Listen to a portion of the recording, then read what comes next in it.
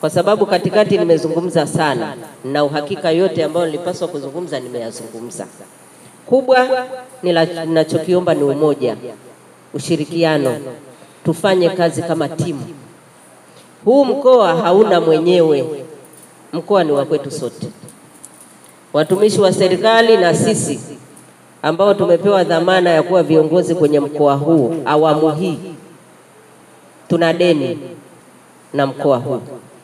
Kwa hiyo tuhakikishe yale ambayo tunadhani ni mazuri kwa ajili ya wananchi wa mkoa huu tunayasimamia kwa pamoja. Tuhakikishe mkoa huu unatoka sehemu moja unakwenda sehemu nyingine,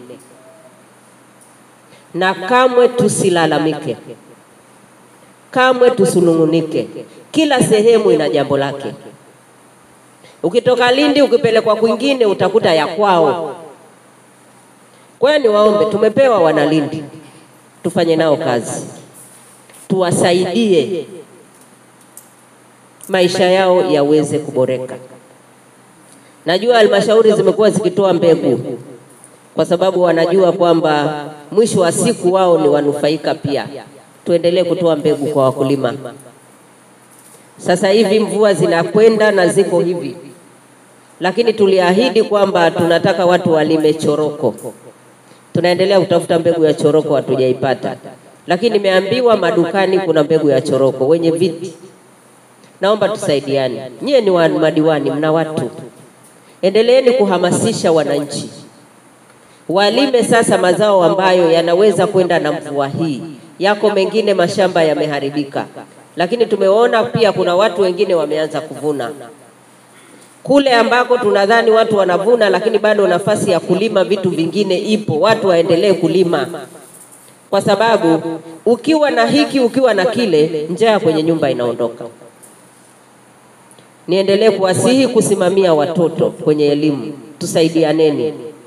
Tukikuta watoto wako barabarani, hawako darasani, tusimame tujiulize hao watoto wanafanya nini hapa.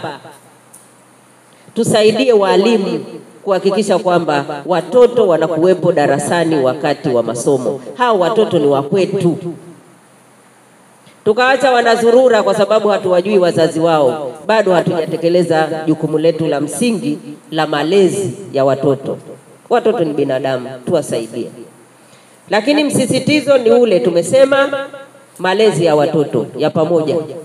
Watoto wasisitizwe kwenda kwenye nyumba za ibada, wafanye ibada. Pengine itatusaidia kubadilisha mienendo yao, kubadilisha tabia zao, na pengine wakatusaidia pia kutengeneza tabia kwenye familia wanakotoka.